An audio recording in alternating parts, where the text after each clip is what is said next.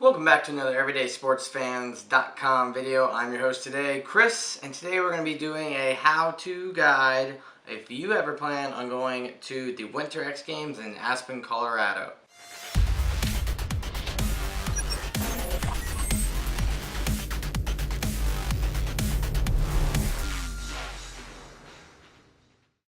So after some deliberation, I decided on 7 topics I think we're going to discuss in this video. It might be a little bit longer than some of them, but I'll have links or timestamps down in the description to every little part of these 7, so you can just start there if you don't really have interest in one of the other parts. The first part we're going to be talking about is travel in general. How to get there, where to fly into, all of that jazz.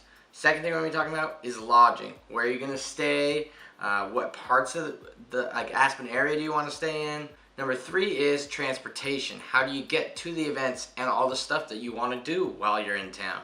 Number 4 is kind of the fun stuff. What to do with the rest of your time when you're not at the games. All the vacation stuff. 5 is probably the most important, the events. Everything you need to know about the events at the Winter X Games. Number 6 is your nightlife and extracurriculars like shopping and everything like that you'll be doing. That doesn't really count as vacation stuff, but more of time-killing stuff and like how to entertain yourself, when you're out. And 7 is just going to be my closing remarks on a little bit of fun tips and tricks that I found that didn't really fit in the category that I still feel like are worth sharing. Let's start it off with category 1, which is travel.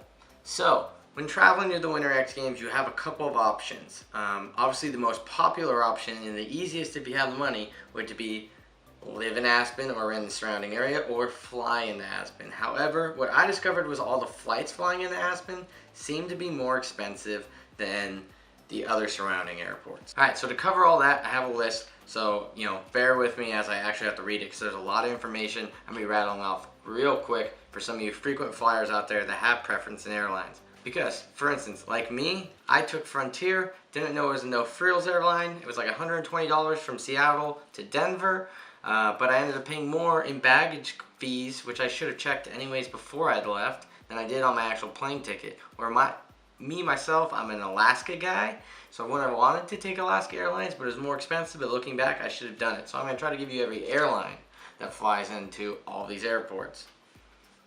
So let's cover the 4 airports first. We already talked about Aspen, and then there's the obvious choice, the biggest airport, the Denver International Airport, which is kind of far away, but we'll get into that later.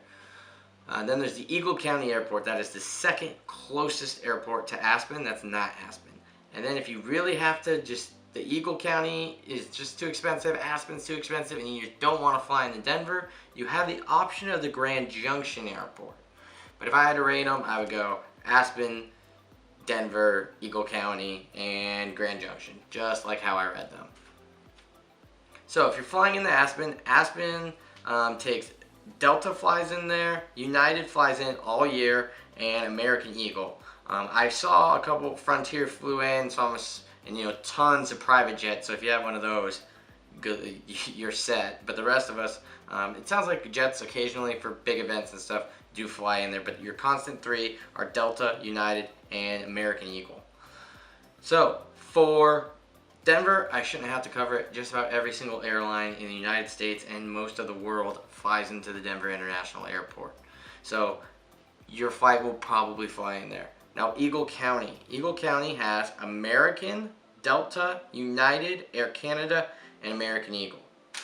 Which means you can get flights from Toronto, Chicago, Dallas, LA, Miami, New York, Phoenix, Atlanta, Denver, Newark, and Washington. So a lot of different areas to fly into Eagle County, surprisingly. Then there's the Grand Junction Airport. The Grand Junction Airport has Delta, United, Allegiant, American Eagle, and something called Key Lime Air. So if you have that, you can use it to fly in there. You can get flights to Grand Junction from Vegas, LA, Dallas, Phoenix, Salt Lake, and Denver. Like I said, I guess I should cover Aspen. Aspen, you can get LA, Chicago, Denver, Minneapolis, Houston, and Dallas. So pretty much any part of the country you can get to Aspen. Now what we did is we rented a car and actually drove, and it was kind of a longer drive to get from Denver to Aspen, but what's really cool, it's like 4 hours, but what's really cool about it is it's one of the nicest highways ever. Like, It was snowing and it was clear, and you hit all these ski towns along the way, so it's a very entertaining drive, where the 4 hours actually only seemed like an hour, hour and a half. You're driving out and you hit Breckenridge, then you hit Copper, then you hit all the Vail Resort Mountains, and the turn off the Steamboat, and then you're in this place called like Glenwood Springs, and you get off the freeway, and next thing you know, it feels like you're already in Aspen, but it's still like, I guess it's like an hour to Aspen from there, and literally it felt like 10 minutes to me because I was so excited. So driving isn't the end of the world if you have to do that from Denver. I didn't come from Grand Junction, but from Denver, not bad. I recommend it. Flights are cheap. The rent-a-car was relatively cheap, and like I said, it's a beautiful drive. Now, the Denver airport also has an option of a shuttle, which drops off at all the major mountains, like Vail and all the ones I previously just mentioned. But it was kind of expensive. But looking back at it, it might be something worth it because they get these big SUVs. They travel all your stuff. They drop you off right there, and then you don't have to deal with dropping off your car. So, also something to look into. I think it was called like the Mountain Collective or Mountain something, Mountain Express. I'll have a link to them down in the description as well. So if you fly in Denver International, I got you hooked up. The shuttle link is down below. Now, lodging. Where are you going to stay? So we lucked out and found, ironically, the only cheap option in Aspen, Colorado that exists anymore, and I highly recommend it. If you go to Aspen and you're trying to go on a budget, the St. Moritz Lodge and Condominiums. It was amazing. We actually had a shared hostel room where me and my friend who went with me, Connor, actually shared the hostel room with another gentleman who was in his like late 50s, early 60s, named Mike from Minnesota, who's been coming there since like the 60s. Ended up being a huge sense of resources for us because he would tell us everywhere we should go, how to do everything cheap, where to pick up lift tickets, everything like that. And if he wasn't a big enough help, I believe the owner of the St. Moritz hotels, his name was Joel, right when we walked in, asked if we'd been there before, gave us the free Uber like card thing they have, his business card. He circled on a map everywhere we need to go, where the shuttles are, where the events are, where all the mountains are, and pretty much made us land in Aspen and feel like we'd been there 20 times before and knew where everything was. So I highly recommend them. Plus they have a heated pool, they have a steam room, free continental breakfast. They set out happy hour wine and popcorn and like spiced cinnamon stuff every day at 5 o'clock, which is awesome. And I just highly recommend it. I'd never stayed in a hostel before. It was great. We met people from all over the country and the world. Brazil, Chile, the Carolinas, Texas, Minnesota. It was awesome. I recommend the St. Moritz Hotel. Lodge and condominiums. But if that's not your option, there are a lot of, if you want to spend a little bit more money and have a little bit more privacy, even though the St. Moritz does have hostels, hotel rooms, and condos, so you can have any three of those options and still have all those amenities. There are some other options, like the Limelight Room Hotel and a bunch of the other, the Westin, and I think there's the Hilton, and there's one on Snowmass. So there's tons of hotel options, but they all tended to be pretty expensive. Now you do have the option of getting a vacation rental or Airbnb, but I also didn't find much difference in price between those and the hotel rooms, but obviously you're under a little bit stricter rules, but you have the benefit of having a kitchen and all the amenities that come with actually having someone's condo or house instead of renting a room in a hotel. So those were vice versa. Now, where to stay? We stayed in downtown Aspen, which was great because everything after hours you could walk to, food and everything like that, and one of the mountains is right there in town, so staying in town was really nice. But the other options are you can kind of go out more towards Buttermilk and out in the wilderness areas. There's a bunch of huge houses, and we knew some people, met some people that were staying out there, and it seemed to be fun, but it's a lot harder to get into everything, get out of everything, so I recommend downtown Aspen. If you can't do downtown Aspen, the place I also would try is Snowmass in the Snowmass Village. It was a lot of fun when we went over there to go skiing. It has its own little like town associated with it, even though it's a bit out of town, but it's right between Aspen and Buttermilk where the events are, which was really nice. Had a lot of restaurants, a lot of hotels, a lot of amenities, its own thing of shopping. So Snowmass isn't the worst option if you can't stay in downtown Aspen, and you can save a couple bucks because you're not quite in Aspen, but you're getting all the Aspen feel for a little bit, cheaper of a price. So, if you pick your area, now how are you going to get around? Well, they do have Uber in Aspen for all you Uber and Lyft lovers. That will be great, and I'm sure they have Lyft. I didn't actually check, But we didn't need the check because of this great thing called the Downtowner, which is actually ran by the city of Aspen. It is based solely on tips. It's an electric, like 6-man, 7-man little like jet ski car that drives around. It only does the downtown core. So for us, it was helpful. It would pick up at our hotel, and we could go get lunch because it was freezing when we were there, or dinner, and you could throw the guy like $5 was kind of what we were thinking per trip per person. But it kind of just depended, and they were really good drivers.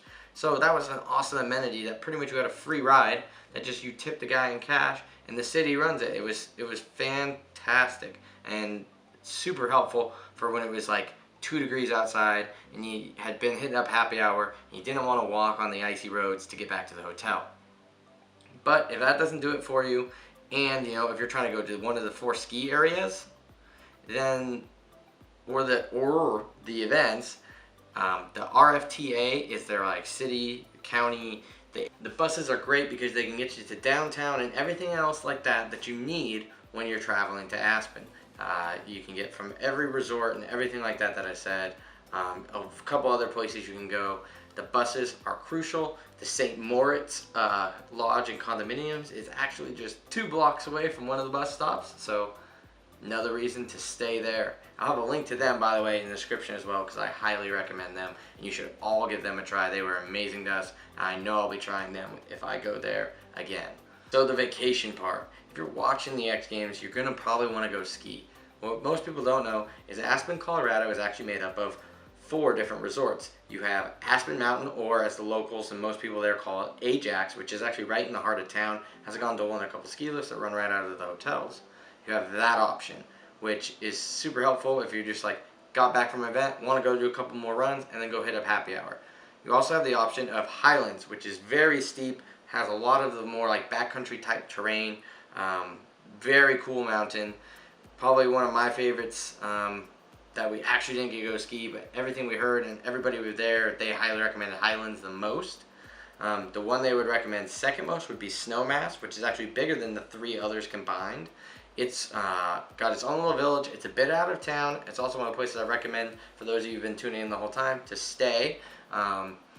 So it has a whole village, tons of shopping, tons of food. The mountain is huge. If you're a train park guy, they have like 4 runs of train park, including a super pipe. Of course, Wet Mountain doesn't have a super pipe in Colorado. And they even have like a trainer pipe that was like 12 or 14 feet. So if you're just trying to get your feet wet, that was an option. But Snowmass was really cool. That's where we spent our skiing. The last option is Buttermilk, and Buttermilk is actually where all the events are held. So you can do some skiing there, but a lot of stuff's blocked off because they're doing event stuff. And you're going to spend so much time on Buttermilk anyways. The only time it's really handy to ski Buttermilk is if you're just trying to kill time between events, because the events all don't line up necessarily like one starting after the other. That's a great segue to the events. The part I was most concerned about and the most confused about when trying to plan this trip. So the good news to all of you, the events are free. It is general admission, free. You can just get in. You don't have to buy a ticket. If you're looking for tickets and all those passes that they're trying to sell on the website, that is for something else. That is for the music events that they have. For instance, G-Eazy for us was like $25, and then the Chainsmokers were going to be like $65, and they kind of fluctuate. But you have the option of buying like a couple, the whole weekend pass, everything like that. And it fluctuates because the busiest days are Friday and Saturday at the X Games. Thursday is kind of dead. They only do night events. And Sunday is kind of dead because they only do morning events. Friday and Saturday stuff is going to be peak. And here's the downside to all of you that were stoked about free admission.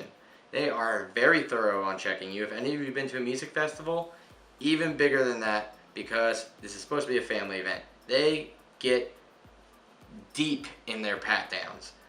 But that being said, don't think that, oh well, I didn't sneak my flask in, so I'll just go buy a beer at the lodge. No. The concession stand? No. They sell no alcohol to the general public at the X Games. We never got a reason why. We heard a bunch of different stories. Who knows which ones are true. Everything from fights to just drunken, disorderly stuff to people getting hit by cars when they're trying to cross the highway because they weren't using the bus.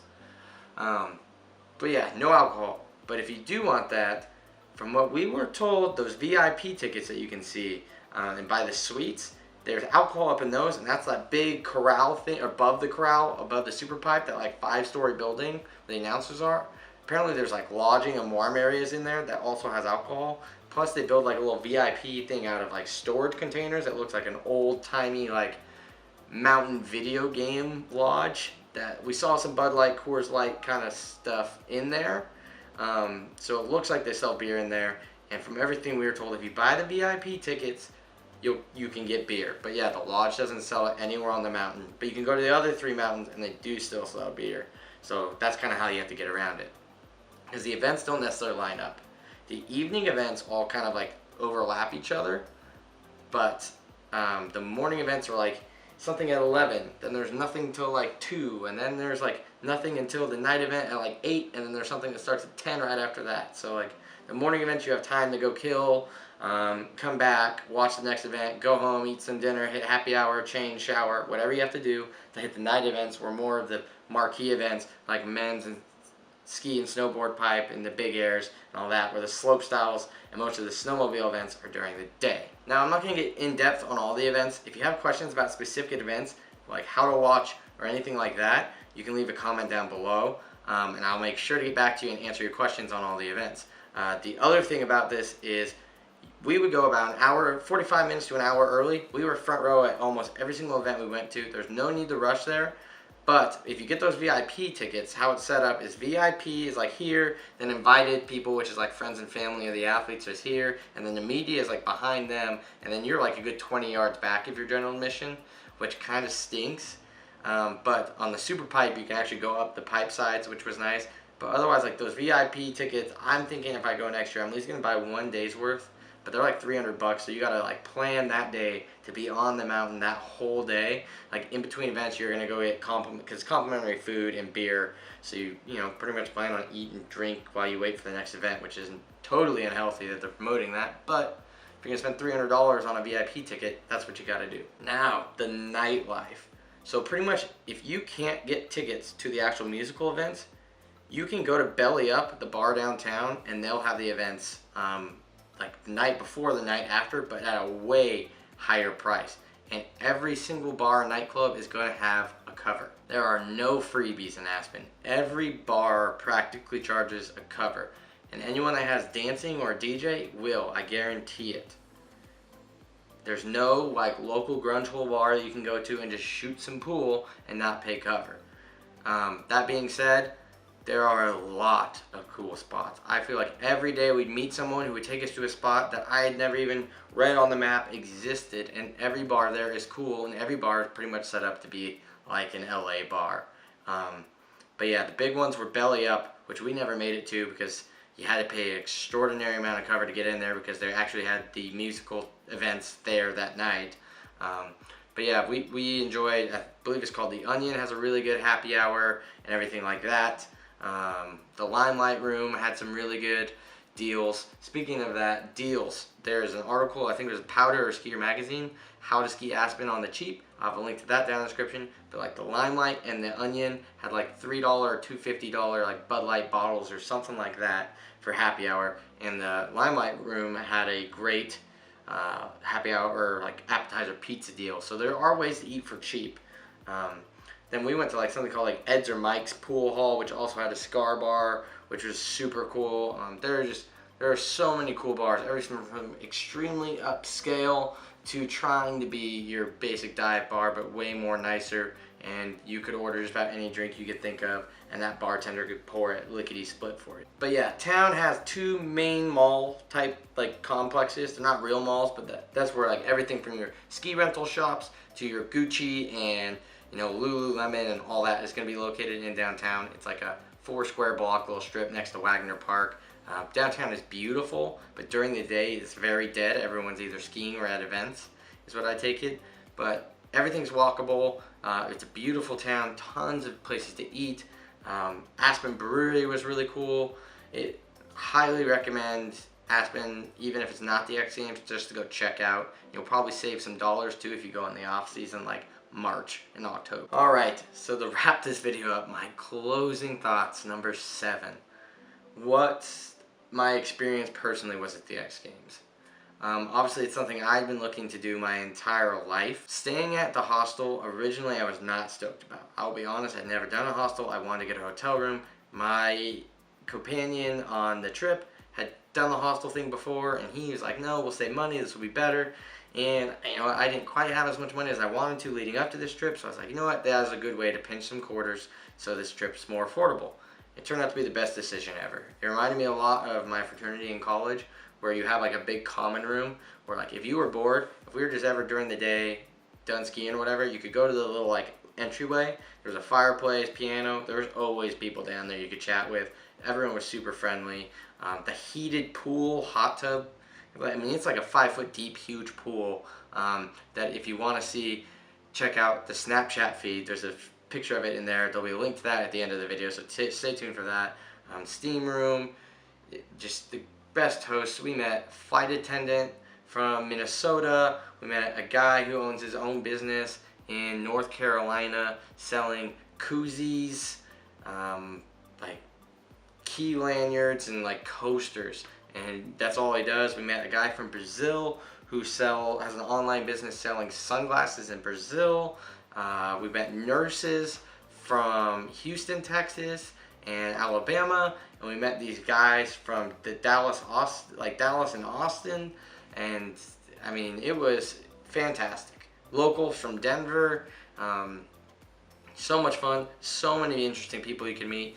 A lot of South Americans go up there. We saw a lot of Chile, Argentina, Brazil. There's a lot of people that you wouldn't expect those countries would want the X Games or Aspen, but they were there, and it just made it that much more fun. My one complaints about the X Games itself is, one, I think the no alcohol thing is a little ridiculous, but I'm sure they have their reasons.